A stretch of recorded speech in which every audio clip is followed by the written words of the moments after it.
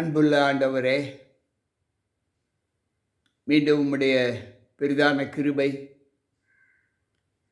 இந்த நாளின் ஓய்வு நாளின் காலையின் ஆசீர்வாதத்தை பெற்றுக்கொள்வதற்கு மீண்டும் ஒரு ஜீவிதத்தை எங்களுக்கு கட்டளையிட்ட தயவிற்காக உம்மை துதிக்கிறோம். இந்த 6 நாட்களாக உம்முடைய வல்லமை எங்களை பாதுகாத்து, இந்த 7வது நாளின் காலை பொழுதிலேயும் உம்முடைய சமூகம் எங்களை ஆட்கொள்ள வேண்டுமென்று நீர் எங்களை அழைத்திருக்கிறீர். இந்த அழைப்பை ஏற்று வந்திருக்கிற எங்கள் ஒவ்வொருவரையும் உம்முடைய திருப்பாதத்தில் ஒப்புக் கொடுக்கிறோம். இந்த நாளிலும் உம்முடைய சமாதானமும் உம்முடைய வழி நடத்துதலும் எங்கள் அனைவருக்குள்ளும் இருக்க கிருபை செய்யும்.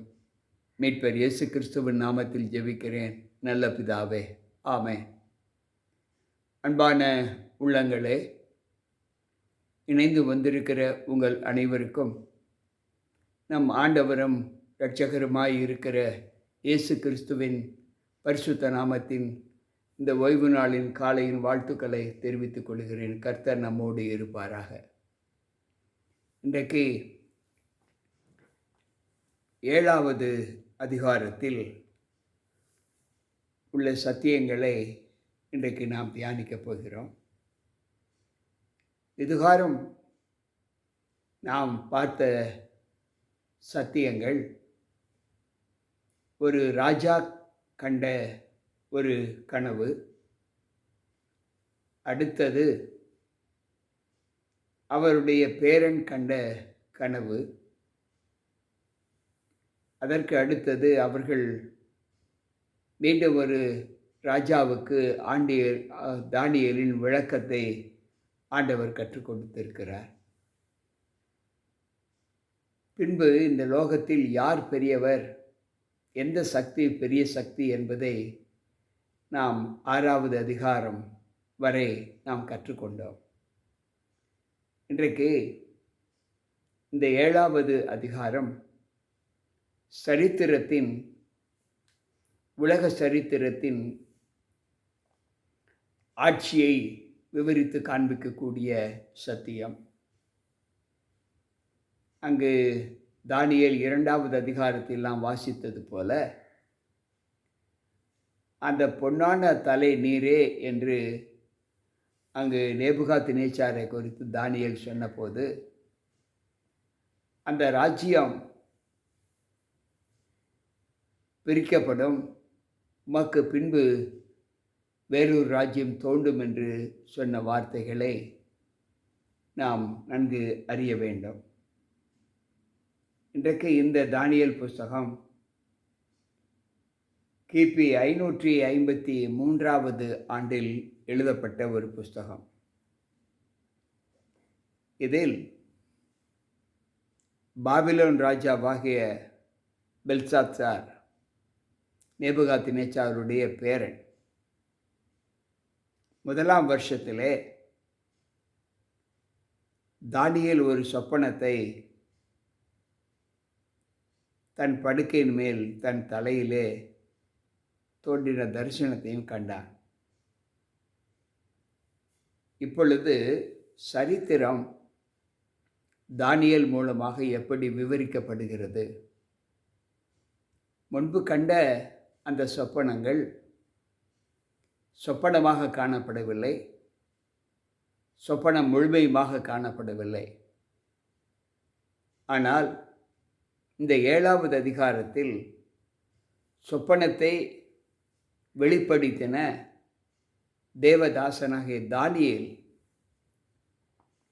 ஒரு சொப்பனத்தை காண்கிறார். அந்த சொப்பனத்தின் மறைவுகள் எப்படிப்பட்டதாய் காணப்படுகிறது என்பதை விளக்குகிற ஒரு புத்தகம்தான் இந்த 7வது அதிகாரம். இந்த 7வது அதிகாரத்தில் 4 பெரிய மிருகங்கள் அங்கு நமக்கு வெளிப்படையாக காண்பிக்கப்படுகிறது அந்த சொப்பனத்திலே.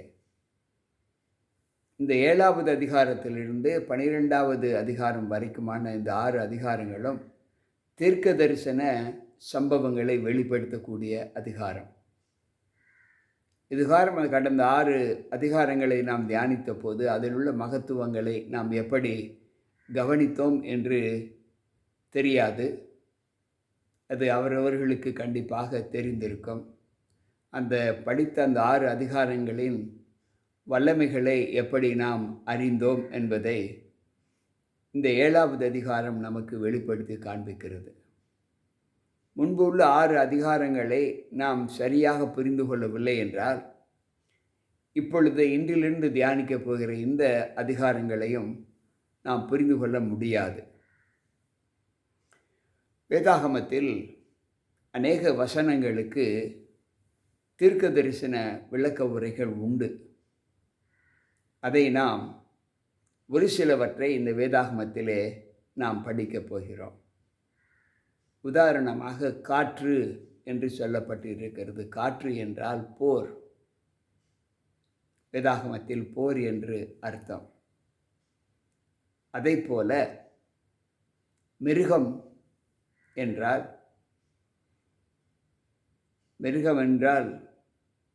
ஏற்கனவே நாம் படித்தோம் ஆரம்பத்திலேயே. அது ஒரு ராஜ்யம் என்று படித்தோம். கொம்பு என்றால் ராஜாக்கள் என்று படித்தோம். தண்ணீர் என்றால் ஜனங்கள் என்று படித்தோம்.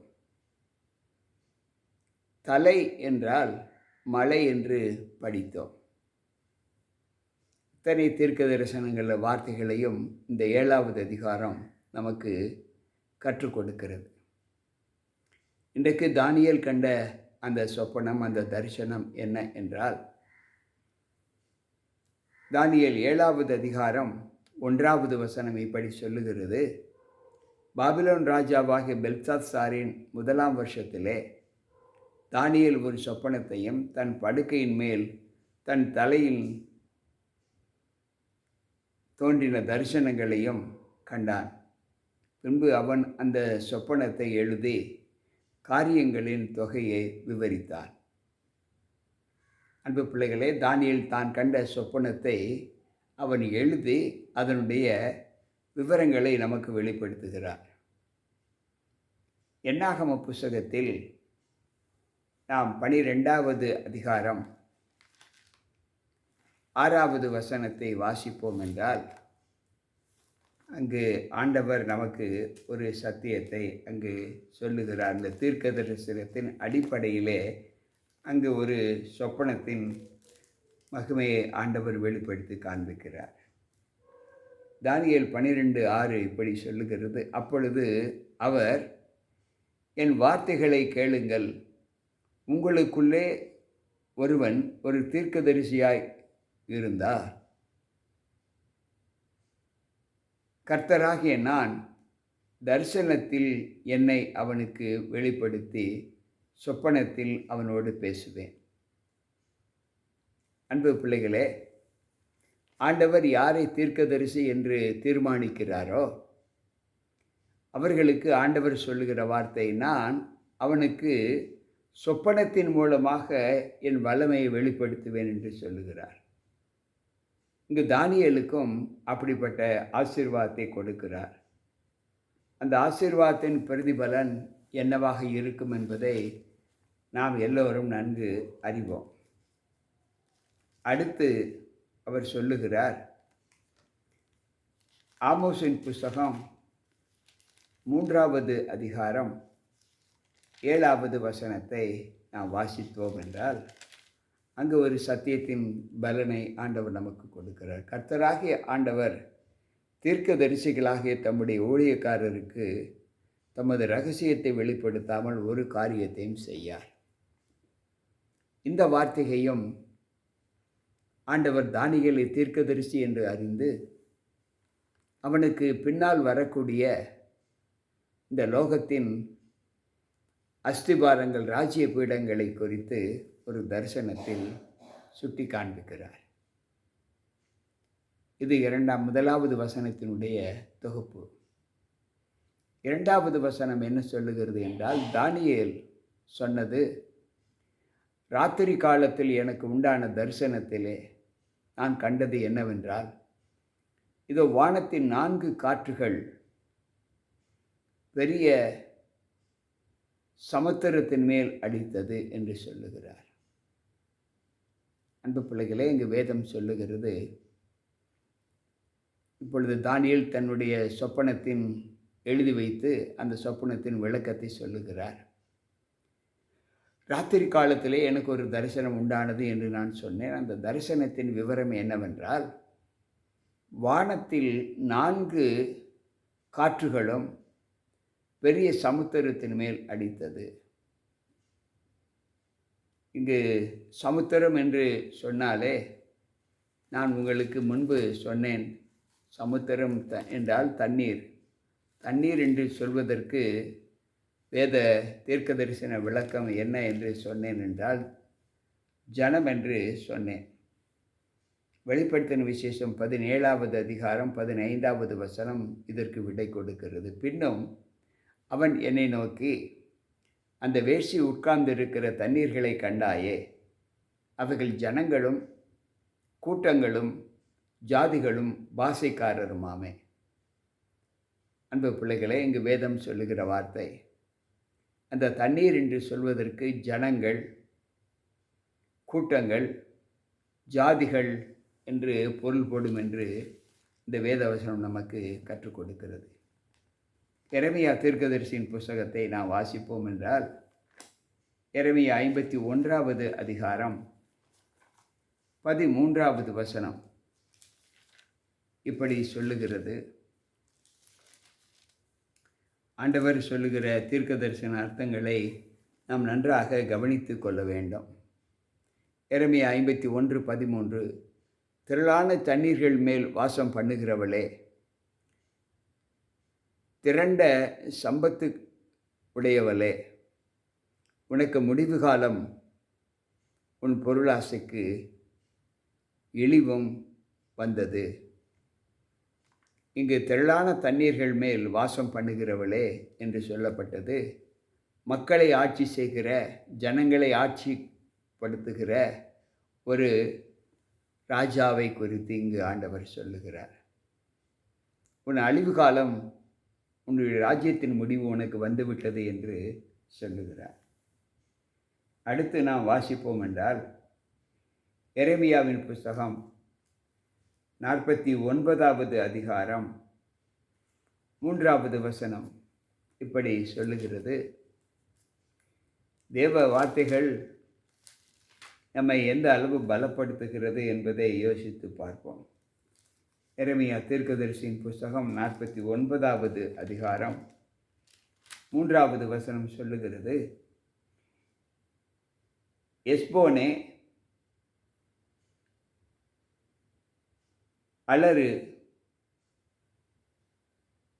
ஆயி பாழாக்கப்பட்டது, ரப்பாவின் குமாரத்திகளே ஓலமிடுங்கள், இரட்டை உடுத்தி கொண்டு புலம்பி வேலிகளில் சுற்றித் திரியுங்கள்.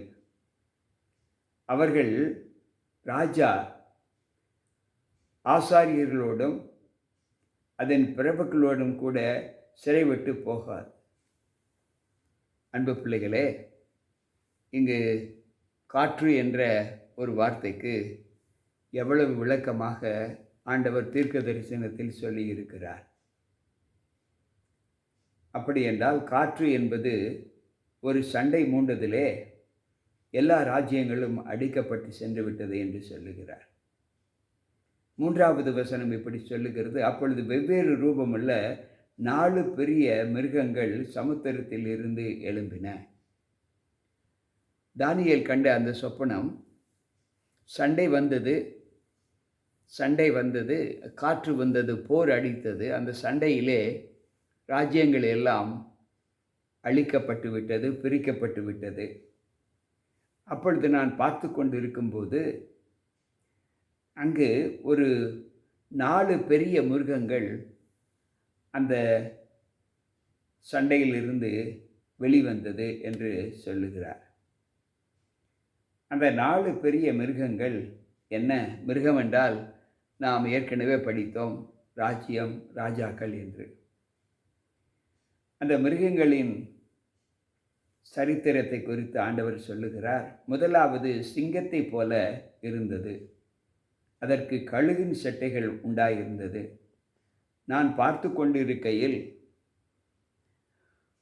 அது தரையிலிருந்து எடுக்கப்பட்டு மனுஷனைப் போல 2 காலின் மேல் நிமிர்ந்து நிற்கும்படி செய்யப்பட்டது. மனுஷ இருதயம் அதற்கு கொடுக்கப்பட்டது. இந்த தானியேல் 7 நாளிலே ஆண்டவர் சொல்லுகிறார், தானியேலுக்கு காண்பிக்கிறார். 4 பெரிய மிருகங்கள் எழும்பினது. அந்த 4 பெரிய மிருகங்கள் எழும்பினதில் முதலாவது மிருகம், நான் கண்ட மிருகம் சிங்கத்தை போல் இருந்தது என்று சொல்லுகிறார்.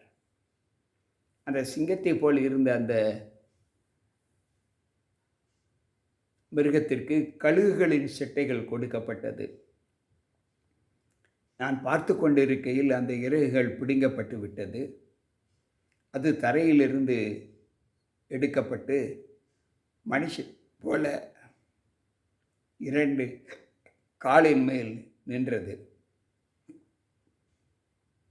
அதற்கு மனுஷ முகம், மனுஷ இருதயம் அதற்கு கொடுக்கப்பட்டது என்று சொல்லுகிறார்.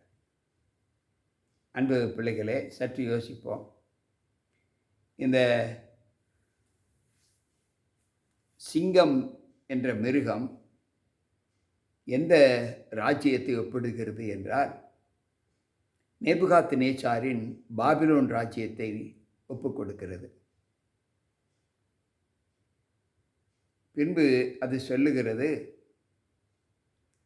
அதற்கு கொடுக்கப்பட்ட சிறகுகள் பிடுங்கப்பட்டு விட்டது என்று சொல்லுகிறது.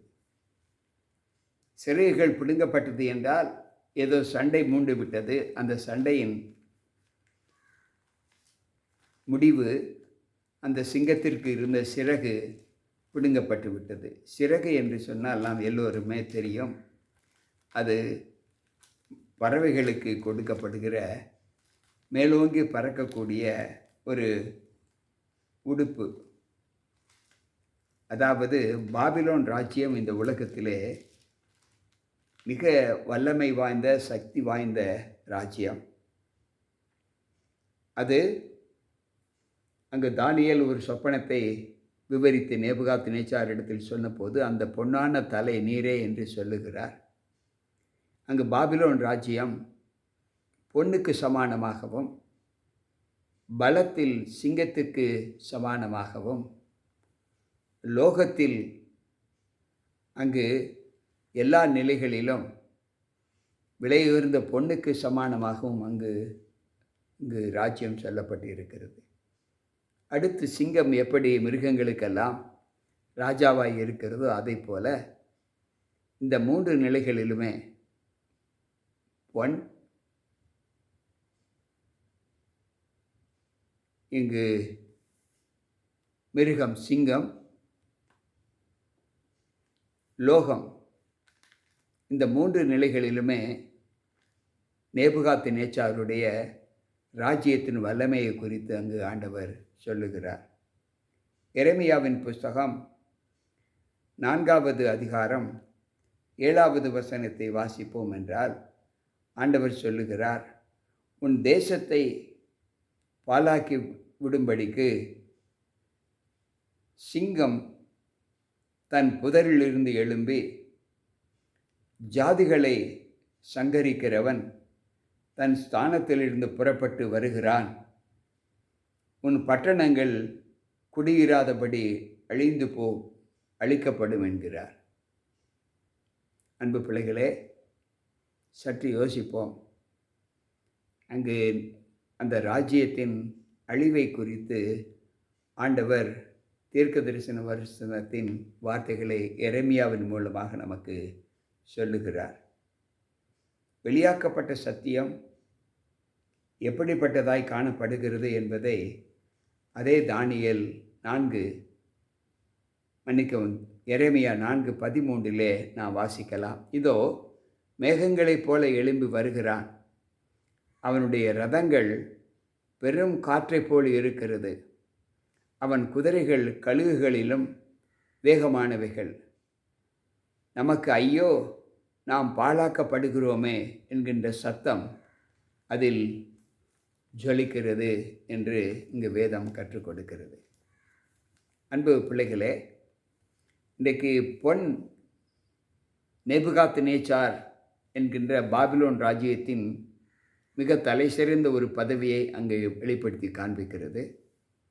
அதனுடைய பராக்கிரமம் சிங்கத்தை போல வலிமை கொண்டதாய் காணப்படுகிறது என்று சொல்லப்பட்டு இருக்கிறது. அதனுடைய செட்டைகள் எப்படி கழுகு தன்னுடைய செட்டைகளை உயர்த்தி உயர பறக்கிறதோ அதை போல இந்த பாபிலோன் ராஜ்யம் தன்னுடைய வல்லமையினால் மிக பெரிய ராஜ்யமாக காணப்பட்டது என்று சொல்லப்பட்டு இருக்கிறது. அன்பு பிள்ளைகளே, இந்த 3 நிலைகளிலும் ஆண்டவர் இந்த பாபிலோன் ராஜ்யத்தை குறித்து, அந்த சிங்கத்தை குறித்து அவர் சொல்லுகிறார். அன்பு பிள்ளைகளே, 5வது வசனம் சொல்லுகிற வார்த்தை என்னவென்றால், இந்த ராஜ்யத்திற்கு பின்பு ஆண்டவர் சொல்லுகிற வார்த்தை என்னவென்றால், உபாகம புஸ்தகம் 28வது அதிகாரம் 49வது வசனத்தை நாம் வாசிப்போம். உபாகம புஸ்தகம் 28வது அதிகாரம் 49வது வசனத்திலே ஆண்டவர் சொல்லுகிற வார்த்தை என்ன என்பதை நாம் தியானிப்போம். ஆண்டவர் சொல்லுகிறார்,